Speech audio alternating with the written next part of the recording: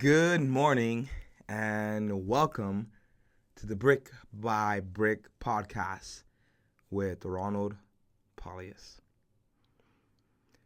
where we talk about the principles you can take advantage of to build a life worth living brick by brick. Today I want to talk about this idea I will weave for you today. It's the idea of building muscle. Now, I know you're looking at me and you're thinking to yourself, dude, you don't got any. You're weak. Yeah, I'm not a bodybuilder. You caught me. I've been to the gym and I've seen the bodybuilders and I've said to myself, I don't want to be that. I don't want to go to those extremes. So what muscle am I talking about? It's the muscle of I can do hard things.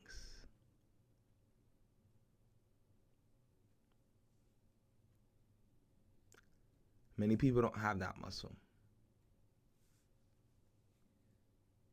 Many people have allowed that muscle to die even. For some, it's still there. Every now and then they use it. Every now and then they remember it. Every now and then they begin to use it and lift, and then they just,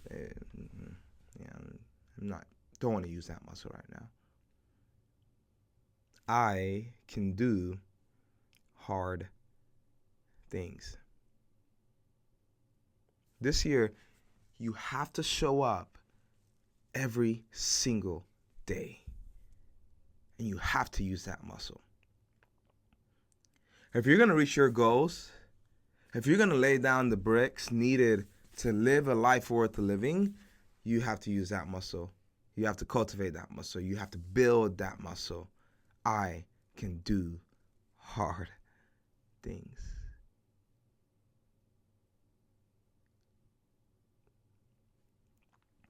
I remember being in high school and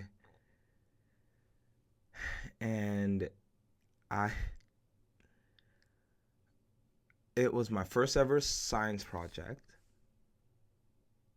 For some reason, I didn't end up doing one in elementary nor middle school. I was in 9th grade, and I didn't have guidance. It was hard.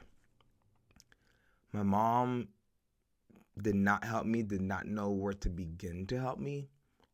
So I had to navigate this by myself. And I said to myself,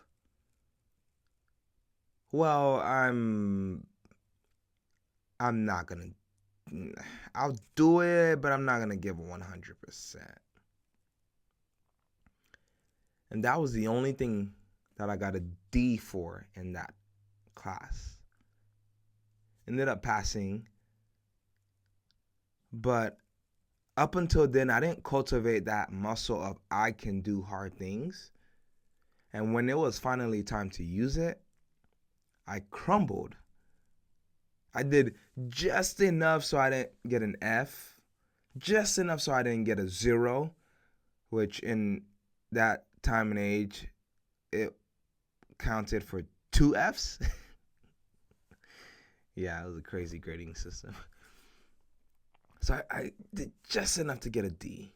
And even my teacher, who at the time thought I was one of the best students, did my work, all the things, was looking at me and was confused. You got a D on this, dude?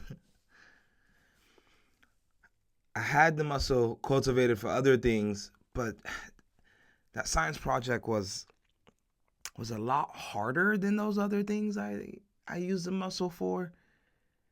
And when it came time to use it, yeah.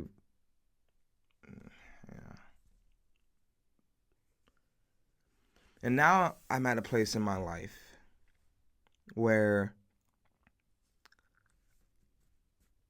grades don't matter.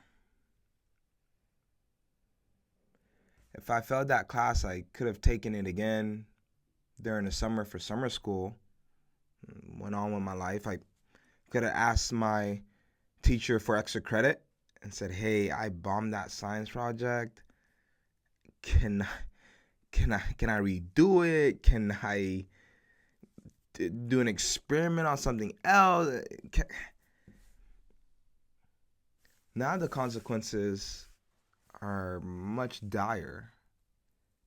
If if I don't use that I can do hard things muscle, I won't be able to feed my family, my wife, Joanna, our firstborn daughter, Ava. And so there are moments in life where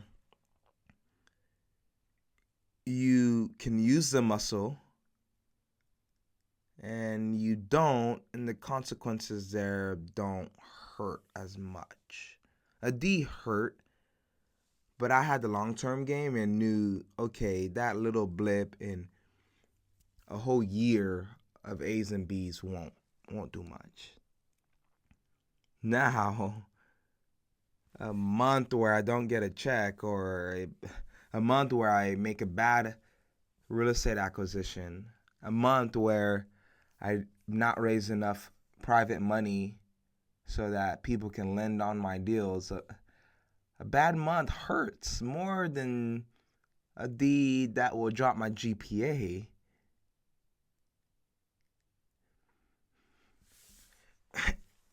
And if you're not there yet, you will be, or the effects will be different. What do you mean, Ron? Well, when you're reflecting, you'll look back and realize, oh, those were all the times I could have used that. I can do hard things. I can do hard things. I can do hard things. And I shriveled.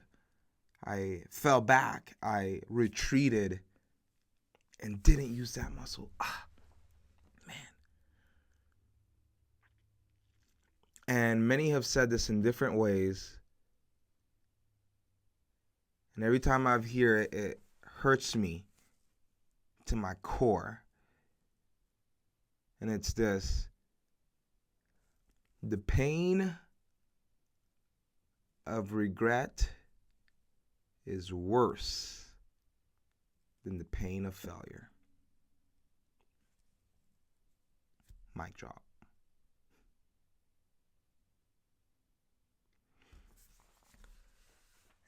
Failure is inevitable. If you're learning something, you will fail at some point. In fact, it's part of the learning process. Regret. Regret's a different story.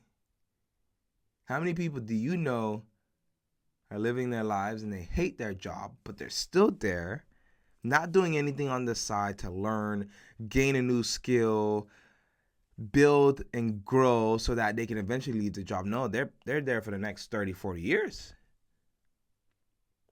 They're not building the I can do hard thing muscle. No, they've shied away. They've retreated. And if you don't build this muscle, you won't go on building the life that's worth living brick by brick. Because I'll tell you this right now, there will be days where the brick you have to pick up and lay down is heavier than the brick you had the day before. Because it's a different part of the road you're paving and making. And so it demands a different size, a different piece, a different weight, a different length. And if you've not built that muscle, when those times come, you will retreat. I can do hard things. So what are the ways then, Ronald, I can build this muscle? Well, the first way is to start small. Have you ever seen someone go to the gym, their first day there, and they are trying to beat records?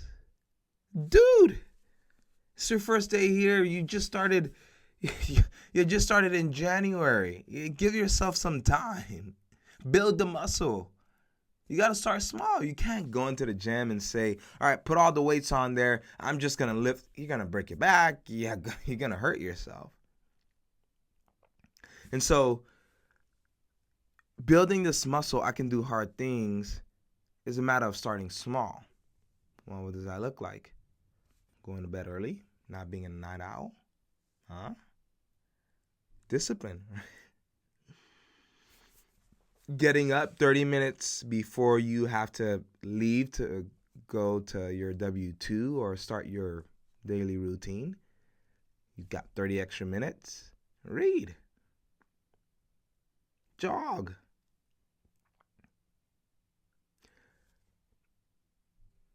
You can build the muscle by learning a new skill, learning a new language, going out of your comfort zone, networking. There are so many ways you can do little things that will build the muscle, because what will happen when you've built this muscle, when you're building this muscle, you'll say to yourself, actually, that wasn't that bad. Ding, it's connected in your mind, right? Because that's happened before. You've gave that one presentation in class and you got to the end of it and it wasn't that bad. You did that one project and it wasn't that bad. You had that one hard, tough conversation, you got to the end of it, it wasn't that bad. Now don't get me wrong, there will be times and moments it will be bad. But you're building a muscle. So start small.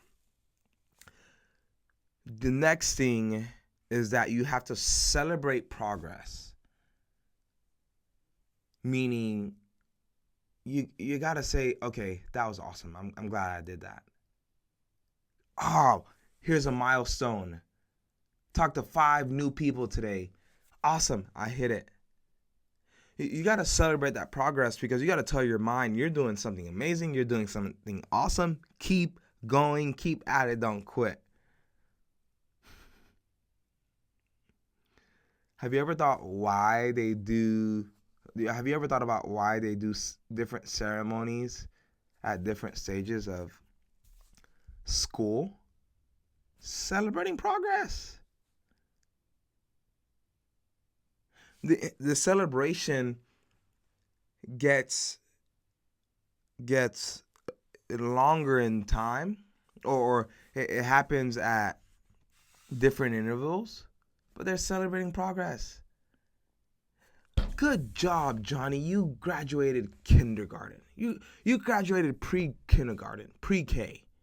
Great job. And you're thinking to yourself, yeah, I don't think anyone has ever flunked pre-K. Well, when you are that young and it's your first time in the world in that way, away from your parents, away from your normal routine, learning something new, learning to communicate and live life with other people, yeah, you better give that kid a reward. He's done the hardest thing he's ever done for a whole year. And then you get to, I think they may give a celebration for first grade. Maybe, I'm not sure. It's been a long time, as you can tell. Then 5th grade. You've conquered elementary. 5 years of this, 6 years of this. Man, keep going. And that kid says, oh, okay, I'm going into middle school. It's just to 8th grade. That's 3 years. Oh, if I could do 5, I could do 3. You graduate 8th grade. Awesome. High school. Oh, man, yeah, if I could do 8, I could do 4. Do you see how celebrating progress and building that momentum and realizing that as you build the muscle, you can look back and say, oh, yeah, I've lifted 20 pounds. I could lift 30. Oh, yeah, I've lifted 30. I could surely do 35. You're building a muscle. The other way is for you to reframe failure. I mentioned it a little bit earlier, and that is failing is part of the process of learning. I remember when I was single and I graduated high school, went over to college, graduated college, and was living by myself for a little bit. And I would message my mom and say, "Hey, how do you make that one meal, diikole? How do you it's a Haitian dish. How do you make that one meal? How do you make that one dish? Oh, that was so tasty. I was missing my mom's homemade meals." And so she gave me several recipes, and it's a little bit harder when you have a mom that's from the Caribbean because a lot of the recipes are in their mind.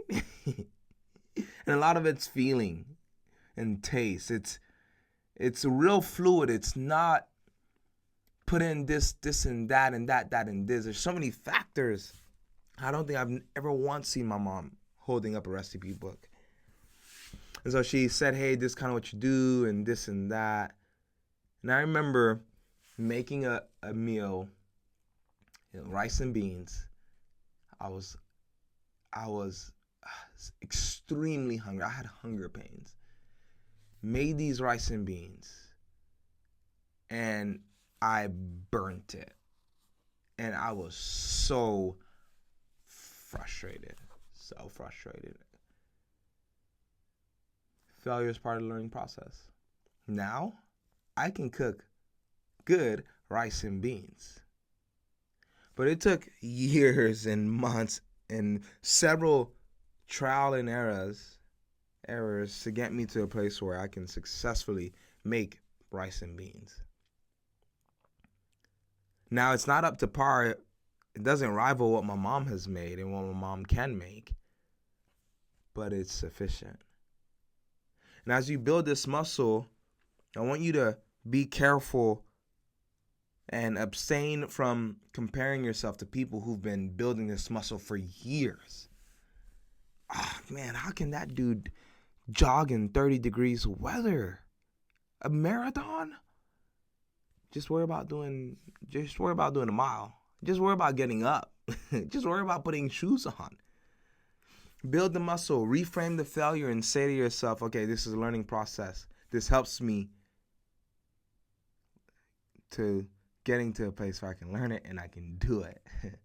And then the final thing that is vital is stay consistent. Stay consistent. I remember I had a gym course in my senior year of high school. And I went to the gym it was my fifth period, right? And my coach got us doing planks every day. We would do a beginning workout where we worked out different parts of the body, arms, legs, and we rotated. But every single day we did planks without a miss. And I got to a point where I could do 3-minute planks straight. Yeah. Sorry, I don't want to pat myself on the back here. The planks are hard. Got to a place where I could do 3-minute planks. And I've recently started to get back to it, and I could barely do a minute. I could barely do 2 minutes. I'm just struggling, and it's like, and my wife Joanna saying, "Good job, keep going." And she does not know my glory days of 3-minute planks. I'm not telling her this. If you're not consistent, the muscle you have built up will lose its strength.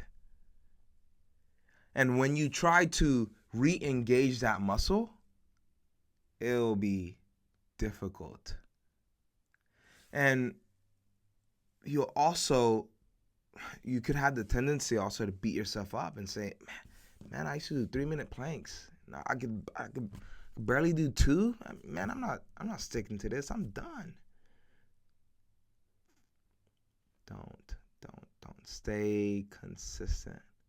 And so if you start small, if you reframe failure, if you celebrate your progress, and if you stay consistent, you'll find you will have built a muscle that will give you the strength you need to build a life worth living brick by brick. Cody Sanchez says this: "You're not boring. You're building.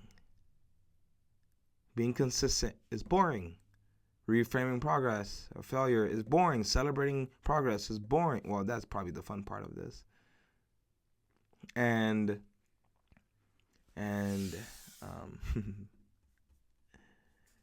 starting small is boring, but you're building. And this is what everyone's done that's built something worth having and worth keeping. So my question to you is, are you going to let this year go by because you've not built your I can do hard things muscle? Or will you get into 2026 stronger, ready to conquer more, ready to do more, ready to build more? So, what are you doing this day to build a life worth living brick by